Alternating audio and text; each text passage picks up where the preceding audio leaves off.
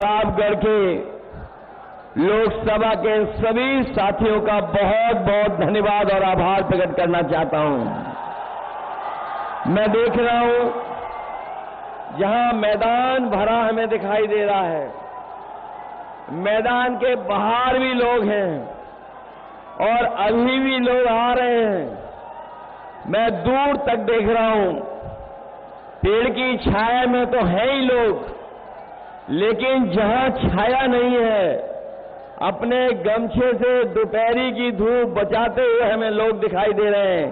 ये जो जन सैलाब है, ये जो जन समर्थन हमें दिखाई दे रहा है, ये जन सैलाब, जन समर्थन इस बार डॉक्टर एसपी सिंह जी को न केवल जिताने जा रहा है, बल्कि प्रतापगढ़ यहां के लोग समाजवादी पार्टी और इंडिया गठबंधन को रिकॉर्ड मतों से जिता करके लोकसभा में भेजने जा रहे हैं। इधर थोड़ा मौसम बदला है, चुनाव का मौसम बदलता चला जा रहा है और हमारे लोगों ने अखबारों में और कई जगह पढ़ा होगा कि इधर क्लाइमेट चेंज की बहुत चर्चा होती है, लेकिन मैं देख रहा हूं जो जन सैलाब हमें दिखाई दे रहा है, इस बार ये पॉलिटिकल क्लाइमेट चेंज वाला माहौल है। जो लोग 400 पार का नारा दे रहे थे, 400 पार वाले 400 हारने जा रहे हैं। उन्होंने जब नारा दिया था, हमारे साथियों, थोड़ा सोच समझ के समझिए, जिस समय उन्होंने नारा दिया 400 पार, हमें और आपको लगा कि कहीं 400 की गिनती की बात तो नहीं कर रहे हैं, लेकिन जब सही समझ में आया तो बात ये समझ में आई कि बीजेपी के लोग 400 पार की बात कर रहे हैं और 543 में 400 पार केवल 143 सीटें हैं। लेकिन जो जनता का गुस्सा दिखाई दे रहा है, इस बार 140 करोड़ की जनता इनको 140 सीट के लिए भी तरसा देगी। इनकी सीटें बढ़ने जा रही नहीं है और हर चरण में गुस्सा बढ़ता चला जा रहा है। सुनने में आया है कि जनता का गुस्सा देख करके यहां के प्रत्याशी का आंख में आंसू निकल आए। ये तो अभी जनता की छठी इंद्री के बारे में नहीं जान पाए हैं। जो सिक्स सेंस है जनता का, आप देख लेना, जिस समय चुनाव का वोट पड़ेगा और चुनाव 7वें चरण में पहुंचेगा, जनता का गुस्सा भी 7वें आसमान पर दिखाई देगा। इनके 10 साल में इनकी हर बात झूठी निकली, इनका वादा झूठा निकला और जब उन्हें कुछ समझ में नहीं आ रहा है, जब से कांग्रेस और समाजवादी पार्टी 1 और 1 11 हो गए हैं, तब से दिल्ली और लखनऊ का एक एक इंजन आपस में टकरा रहा है। जब से कांग्रेस और समाजवादी 1 और 1 11 हुए हैं, तब से ये जो कहने वाले डबल इंजन दिल्ली और लखनऊ का इंजन आपस में टकरा रहा है और ये जीरो होने जा रहे हैं, जीरो होने। अभी तक तो मैं ये सोचता था कि 80 सीट में 1 में लड़ाई है, क्यूटो में लेकिन अब तो ये लग रहा है कि बीजेपी का 80 में 80 का सफाया होने जा रहा है। ये जो दिल्ली वाले हैं, कई बार कहते हैं शहजादे और शहजादे, इस बार शहजादे शह भी देंगे और मात भी देने जा रहे हैं भारतीय जनता पार्टी के लोगों को। याद है आपको इन्होंने कितने वादे किए थे हमसे और आपसे? कहा कि किसानों की आय दोगुनी हो जाएगी। बताओ हमारे प्रतापगढ़ के किसान भाइयों, किसी भी किसान की, गांव में रहने वाले नौजवान, उनके परिवार की जो खेती बाड़ी से जुड़े हैं, किसी की आय दोगुनी नहीं हुई। और आय दोगुनी तो दूर, इन्होंने महंगाई बढ़ा करके लागत बढ़ा दी और लगातार लागत बढ़ती चली जा रही है। चाहे वो डीजल हो, पेट्रोल हो, खाद हो और चाहे कीटनाशक दवाइयां हो। यहां तक जब किसान को डीएपी खरीदने के लिए जाना पड़ा बाजार में, तो इन बीजेपी वालों ने नैनो यूरिया जबरदस्ती खरीदवा दी। नैनो यूरिया खरीदवा दी। जो लोग जानकार होंगे वो जानते होंगे, जिस तरीके से उद्योगपति भारत छोड़ के चले गए थे, उसी तरीके से नैनो यूरिया वाले भी भारत छोड़ करके चले गए हैं। और दिल्ली वालों ने तो दिल्ली से अपना सामान बांध लिया है और ये सब 6वें 7वें वाले चुनाव में आ गए हैं। वो जानते हैं अब दिल्ली में कुछ बचने वाला नहीं है, बदलाव की हवा चल रही है, इसलिए सब सामान बांध लिया है। और जो जनता को धोखा दिए थे, इस बार जनता भी उनसे हिसाब किताब करने जा रही है अपने वोट से। जहां इन्होंने किसानों को धोखा दिया था, वहीं हमारे नौजवान जानते होंगे कि कोई भी इस सरकार में परीक्षा हुई, हर परीक्षा का पेपर लीक हो गया और जब नौजवान घर लौटा तो उसे पता लगा कि परीक्षा रद्द हो गई है। और केवल रद्द नहीं हुई है, लगातार इस सरकार ने जानबूझ करके पेपर लीक कराए। और सरकार ने इसलिए पेपर लीक कराए जिससे नौजवानों को नौकरी न देनी पड़ जाए, रोजगार न देना पड़ जाए। मैंने कई मौकों पर और फिर कहता हूं कि जो नौजवानों की परीक्षा रद्द हुई है, उससे लगभग 60 लाख बच्चे नौकरी से दूर हो गए। और अगर नौकरी से 60 लाख बच्चे दूर हुए हैं, उनके मां बाप को जोड़ दें तो एक परिवार 3 लोग नाराज हैं सरकार से। और अगर हम 3 का गुणा 60 लाख से कर दें तो 1 करोड़ 80 लाख होते हैं। और यही 1 करोड़ 80 लाख अगर 80 लोकसभाओं से भाग दे देंगे तो हर लोकसभा में भारतीय जनता पार्टी का 2,25,000 वोट कम हो गया, जिसकी कोई भरपाई भारतीय जनता पार्टी नहीं कर सकती। न केवल इन्होंने नौकरियों से नौजवानों को दूर रखा, बल्कि नौजवान साथियों, हिसाब किताब लगाना, 1/3 जीवन आपका इन्होंने बर्बाद कर दिया। पिछले 10 साल में न नौकरी मिली, न रोजगार मिला। और यही नौजवान जो अपनी फौज की नौकरी के लिए तैयारी करता था, सड़क पर दौड़ता था, खेतों में, गांव में जहां जगह बना करके अपनी तैयारी करता था, फौज में जाकर के सम्मान की नौकरी करना चाहता था। लेकिन इन बीजेपी वालों ने फौज की नौकरी भी आधी अधूरी कर दी। मैं अपने नौजवानों से कह के जा रहा हूं,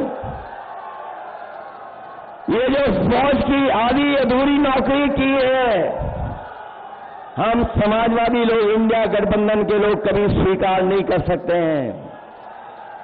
सरकार बनेगी, सरकार में जो नौकरियां खाली हैं 30 लाख, वो नौकरियां तो भरी जाएंगी, नौजवानों को नौकरी दी जाएंगी। साथ ही साथ जो फौज की आधी अधूरी नौकरी है, अग्निवीर को हमेशा हमेशा के लिए खत्म कर दिया जाएगा। मैं अपने खाकी वर्दी पहने हुए भाइयों को जब देखता हूं तो मुझे याद आता है कि जब बीजेपी फौज की नौकरी 4 साल की कर सकती है, तो अगर ये सत्ता में आ गए तो हमारे खाकी वर्दी पहनने वालों की भी नौकरी 3 साल की कर देंगे। इसलिए हम इन्हें भी सावधान करने आए हैं। अभी तो फौज की नौकरी हुई है 4 साल की, ये बीजेपी वाले दोबारा आ गए तो इनकी खाकी वर्दी पहनने वालों की भी नौकरी 3 साल की हो जाएगी। ये हमारे पत्रकार साथी पूछते हैं ये कैसे संभव है। मैं उनसे सवाल पूछता हूं कि बताओ, भारतीय जनता पार्टी ने सभी हवाई अड्डे बेच दिए कि नहीं बेच दिए? रेलवे स्टेशन बेच दी कि नहीं बेच दिए? ट्रेनें बेच दी कि नहीं बेच दी? हवाई जहाज जो सरकारी थे वो बेच दिए कि नहीं बेच दिए? और सरकारी विभागों में आउटसोर्स पर संविदा में नौकरी कर दी कि नहीं कर दी? जब ये सब कुछ कर सकते हैं, अग्निवीर लागू कर सकते हैं, नोटबंदी लागू कर सकते हैं, तो ये भी लागू हो जाएगी। इसलिए भारतीय जनता पार्टी से मैं आपको भी सावधान करने आया हूं। महंगाई कहां पहुंचा दी बीजेपी के लोगों ने, सोचिए। और महंगाई तो बढ़ाई, लेकिन हमारे किसानों की खाद की बोरी से भी चोरी हो गई। जो खाद चोरी हुई, पहले 5 किलो चोरी की, फिर 5 किलो चोरी हो गई खाद। बताओ, आपकी बोरी से खाद की 10 किलो चोरी हुई कि नहीं हुई? मैं कभी कभी हिसाब किताब लगाता हूं कि ये बोरी की चोरी कहां से सीखी होगी इन्होंने। तब मुझे याद आता है कि पार्ले जी बिस्किट पैकेट से सीखी है इन्होंने। जिन लोगों ने बाजार में देखा होगा पार्ले जी बिस्किट पैकेट, पहले इतना बड़ा आता था पार्ले जी बिस्किट पैकेट, बताओ आज कितना बड़ा हो गया? पहले आता था बड़ा, जैसे जैसे महंगाई बढ़ी उन्होंने अपना मुनाफा कमाना कम नहीं किया, जो बड़ा पैकेट था वह छोटा होता चला गया। आज 5 बिस्किट का पैकेट आ रहा है। ये सरकार में आ जाएंगे तो आपको 1 बिस्किट का पैकेट मिलेगा, 1 बिस्किट का पैकेट। आपने देखा डीजल पेट्रोल तो बढ़ा ही बढ़ा, लेकिन बताइए आपकी मोटरसाइकिल महंगी हो गई कि नहीं हो गई? 10 साल पहले कितने रुपए की थी और आज कितने रुपए की है? 1 लाख पार हो गई कि नहीं हो गई? और बाजार में अगर आप दवाइयां लेने जाते होगे, बताओ बुखार की दवाई महंगी कर दी कि नहीं कर दी? कुछ दवाइयों के पत्ते छोटे कर दिए, कुछ छोटे कर दिए, दवाई महंगी कर दी। और जो आम लोग दवाई लेते थे, चाहे वो पेट दर्द की हो, चाहे बुखार की हो, और कभी देखना जा करके, पहले बुखार ठीक हो जाता था 500 mg की गोली खाने में। आजकल डॉक्टर के पास जाओगे आप तो बुखार उतारने की 650 mg की गोली दे रहे हैं। बताओ इन्होंने धोखा दे रहे हैं कि नहीं दे रहे हैं? और हमें आपको सबको जबरदस्ती वैक्सीन लगवा दी। ये हमारे पुलिस के भाई लोग लगवाना नहीं चाहते थे, तब भी लगवा दी इनके। और अब वैक्सीन से जान को खतरा हो गया कि नहीं हुआ खतरा पैदा? जान को खतरा पैदा हो गया। और अब वैक्सीन वाले बोल रहे हैं कि वैक्सीन हम वापस ले लेंगे। हमें कोई बता दे जो वैक्सीन शरीर में चलेगी वो वापस कैसे ली जाएगी। कोई बता दे, हमें बताएं बीजेपी के लोग कि जो वैक्सीन हमारे आपके शरीर में चली गई है वो सही से वापस कैसे लोगे। केवल इन्होंने वैक्सीन लगवा करके जान को खतरा पैदा तो किया ही किया, लेकिन वैक्सीन कंपनियों से इन्होंने चंदा भी वसूल लिया। बताओ चंदा वसूला कि नहीं वसूला? बड़े बड़े उद्योगपतियों से चंदा ले लिया, 1,000 करोड़ ले लिया, 500 करोड़ लिया, 400 करोड़ लिया। और ये इलेक्टोरल बॉन्ड जो चंदा लिया है उसकी वजह से भी महंगाई है। जहां भ्रष्टाचार बढ़ाया इन्होंने वहीं महंगाई भी बढ़ाई है इन्होंने इलेक्टोरल बॉन्ड लेकर के। और जब कभी भी कोई इनसे इलेक्टोरल बॉन्ड के बारे में पूछे तो बताओ कोई जवाब है इनके पास कि नहीं है? ये इलेक्टोरल बॉन्ड के बारे में चर्चा नहीं कर रहे, क्योंकि इलेक्टोरल बॉन्ड ने इनके भ्रष्टाचार की पोल खोल दी और इलेक्टोरल बॉन्ड ने इनका बैंड बजा दिया पूरे देश और दुनिया में। ये चुनाव से पहले बहुत अच्छा राशन की चर्चा करते थे, राशन दे रहे थे सबको, 2022 में राशन दे रहे थे।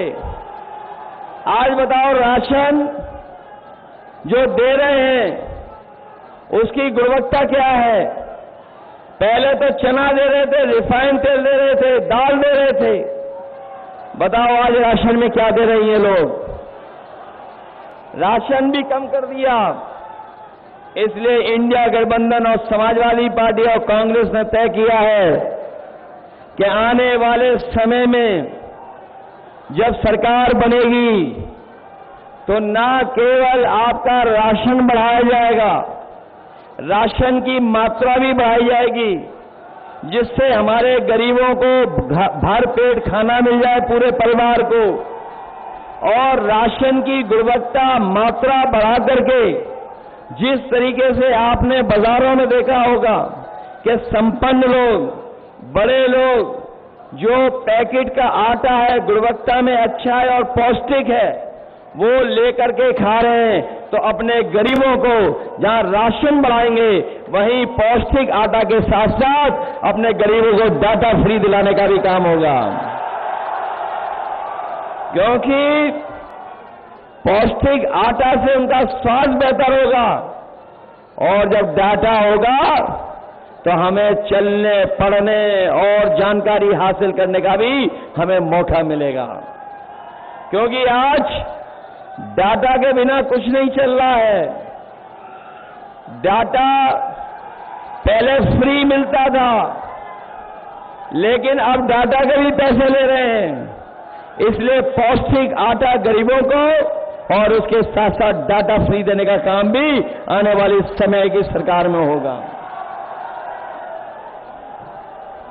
इसलिए मैं आपसे निवेदन करने आया हूं, ये लखनऊ और दिल्ली वाले हम लोगों को मिलकर के गुमराह कर रहे हैं, धोखा कर रहे हैं, नकल कर रहे हैं। आपको याद होगा जब समाजवादी सरकार थी तो हम लोगों ने इतना बड़ा लैपटॉप दिया था आपको, बहुत से बच्चों को मिल गया था, उसी की नकल कर करके ये सरकार ने बड़ा नहीं दिया, कितना छोटा कर दिया, इतना छोटा कर दिया और इतना घटिया दिया है कि आप उसमें उंगली घिसते रहो वो चलता ही नहीं है। आपकी एम्बुलेंस दी थी गरीबों के लिए गांव में पहुंच करके मदद करे और अपनी गर्भवती महिलाओं के लिए विशेष एम्बुलेंस दी थी। इन्होंने एम्बुलेंस तो खराब की है, लेकिन अस्पताल भी बर्बाद कर दिए। किसी गरीब का आप सरकारी अस्पताल में इलाज नहीं हो पा रहा। और ये दिल्ली वालों ने 10 साल में और उत्तर प्रदेश की सरकार ने 7 साल में कोई भी एक ऐसा जिला अस्पताल नहीं बनाया जिसमें हमारे गरीबों को फ्री इलाज मिल जाए, दवाई मिल जाए और सब तरह का उनको सुविधा मिल जाए। कोई इंतजाम नहीं किया। ये जो 100 नंबर वाली पुलिस बनाई थी हम लोगों ने, 100 नंबर वाली पुलिस बनाई थी, गाड़ी दी थी हम लोगों ने, वो गाड़ी भी ये वो नौजवान हमें दिखाई दे रहा है जिसकी ताकत में दम है। ये अग्निवीर नहीं, फौज के लिए पक्की नौकरी के लिए पक्का है। ये दोनों हाथ से पकड़ो बेटा, नहीं गिर जाओगे अभी दूसरे हाथ से। हमने सबने देख लिया तुम्हारी हाथ में बहुत ताकत है, सबने देख लिया। और ये ताकत हरे के हाथ में नहीं होती है, इतना कोई नहीं चल सकता है। ये तो फिजिकल यूं ही पास कर जाएगा, इसको जरूरत नहीं है और किसी चीज की। तो इसीलिए मैंने कहा कि हमारे गांव के और गरीब नौजवान इतना मजबूत है शरीर से कि उसे पक्की फौज की नौकरी मिलनी चाहिए। इसीलिए अग्निवीर नहीं स्वीकार करेंगे, हम लोग पक्की नौकरी देना चाहेंगे। इसलिए इस समय हम आप सबसे अपील करने आए हैं, अपने सभी प्रतापगढ़ के साथियों से अपील करने आए हैं, निवेदन करने आए हैं। ये आखिरी में इसका समर सॉल्ट था, ये जो आखिरी में मारा इसका समर सॉल्ट था। इसलिए प्रतापगढ़ के अपने सभी साथियों से मैं निवेदन करने आया हूं, बताओ इस चुनाव में सावधान रहोगे कि नहीं रहोगे? सावधान बताओ, आपको चारों तरफ से समर्थन मिल रहा है कि नहीं मिल रहा है? बताओ, कांग्रेस का समर्थन मिल गया कि नहीं मिल गया? अपनी आप पार्टी का समर्थन है कि नहीं है? और जो लोग थोड़ा बहुत नाराज रहते थे आजकल वो भी साथ आ गए कि नहीं आ गए? बताओ, आपकी सब तरफ से मदद हो रही है कि नहीं हो रही? और जो बीजेपी वाले सांसद हैं वो रो रहे हैं कि नहीं रो रहे हैं? वो रो इसलिए रहे हैं कि इस बार प्रतापगढ़ से वो लाखों वोटों से हार के जा रहे हैं। और अभी तो जब मैं आया मंच पे, दिल्ली वाले भी आए थे, उनकी जनता नहीं थी, इसी मैदान में आए थे, सुनने में आ रहा है। वो बाद में सोच रहे होंगे कि कहां चले गए, यहां की जनता तो बदलाव चाहती है, इसलिए बदलाव करोगे आप लोग। हम ये गिन लें कि ये सीट जीतने जा रहे हैं। इस बार तो छठवां सातवां चरण पूरा भारतीय जनता पार्टी को सफाया करता हुआ जा रहा है, कोई नजर नहीं आ रहा। इसलिए धोखा तो नहीं खाओगे आप लोग। अब इन पे कोई रास्ता नहीं बचा है। अब इन पे रास्ता है कि किसी को मना लो, किसी को कुछ कर दो, कुछ कर दो, ये भी लगे हुए हैं। आपने देखा होगा चंडीगढ़ में कैसे पकड़े गए ये वोट की चोरी करते हुए, याद है आपको? नहीं याद है? बताओ, मणिपुर में इन्होंने महिलाओं को अपमानित किया कि नहीं किया? और इसलिए हम कहना चाहते हैं कि अगर बूथ पर आपको जाने से रोके, रुक तो नहीं जाओगे आप लोग? ऐसा तो नहीं कि अगर बूथ पे आपको रोके तो रुक जाओगे आप पूरा वोट डालोगे? पूरा वोट डालना है आपको इस बार, तभी परिवर्तन आएगा। इसलिए हम आपसे अपील करना चाहते हैं कि जहां ये चुनाव हमारे आपके भविष्य का तो है ही है, लेकिन ये चुनाव हमारे आने वाली पीढ़ी के भविष्य का भी चुनाव है। ये लोग जो सत्ता में 400 पार का नारा दे रहे थे, वो संविधान बदलना चाहते थे, लेकिन जो बहुजन समाज के लोग हैं और हम समाजवादी लोगों ने संकल्प लिया है कि जो संविधान बदलने को निकले हैं उन सबको हम लोग बदलने का काम करेंगे। आप देख लेना, बड़ी बड़ी होर्डिंग जो लगाई दिल्ली वालों ने, उसमें से तो बहुत सारे लोग पहले ही गायब हो गए, कोई दिखाई नहीं दे रहा है, सब गायब हो गए। इसलिए जहां ये हमारे आपके भविष्य का और आने वाली पीढ़ी के भविष्य का चुनाव है, वहीं ये संविधान बचाने का भी चुनाव है। एक तरफ वो लोग हैं जो संविधान को बदलना चाहते हैं, दूसरी तरफ हम सब लोग हैं जो मिलकर के संविधान बचाना चाहते हैं। ये संविधान रहेगा तो हमें आपको अधिकार मिलेंगे, ये संविधान रहेगा तो हमें न्याय मिलेगा। यही संविधान है जो हमें आरक्षण दिलाता है। यही बाबा साहब भीमराव अम्बेडकर जी का संविधान हमारे और आपके लिए संजीवनी है, संजीवनी। इसलिए जहां 2024 का चुनाव सरकार बदलने का है, वहीं संविधान बदलने का भी चुनाव ये 2024 का है। इसलिए मदद करिए। और हम लोगों ने तय किया है कि अपने किसानों का भी कर्ज पूरा का पूरा माफ होगा, उन्हें सोचना नहीं पड़ेगा। इन्होंने बड़े बड़े उद्योगपतियों के कर्ज माफ कर दिया, करोड़ों करोड़ों रुपए माफ कर दिए, 25 लाख करोड़ रुपए माफ किए हैं। हम अपने गरीबों को, किसानों को भरोसा दिला के जा रहे हैं कि आपके लाखों का कर्जा माफ करने का काम करेंगे और आपकी फसल के लिए कानूनी अधिकार दिला करके आपको एमएसपी भी दिलाने का काम होगा। जहां एमएसपी दिलाएंगे किसानों को, वहीं हमारी माताओं बहनों को याद होगा, हम लोगों ने करीब 500 रुपए उन्हें पेंशन देने का काम शुरू किया था। उसके बाद कन्या विद्याधन दे रहे थे 30,000 रुपए। इधर जब चुनाव दूसरी बार हुआ तो हम लोग 6,000 उनको समाजवादी पेंशन देने जा रहे थे, लेकिन हमारी सरकार नहीं बनी। इस बार कांग्रेस पार्टी, इंडिया गठबंधन और समाजवादी पार्टी ने तय किया है कि इस बार अपनी गरीब माताओं बहनों के अकाउंट में 1 लाख रुपए पहुंचा करके उनको सम्मान देने का काम करेंगे। 1 लाख। वही हमारे 69,000 वाले नौजवान जानते होंगे, शिक्षक, इनके साथ न्याय नहीं हुआ है, हम इनको न्याय दिलाएंगे।